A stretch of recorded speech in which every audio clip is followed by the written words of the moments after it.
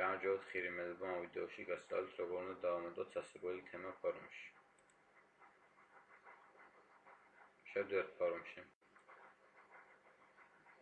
შემდეგ ვირჩევთ სასურველ კატეგორიას და ვაჭერთ ახალი თემა.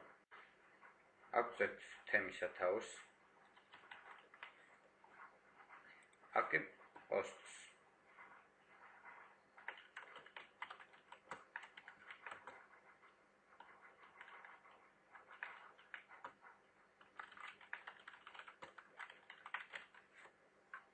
შემდეგ შეგვიძლია აქ ავტვირთოთ ფოტოები choose ფაილით.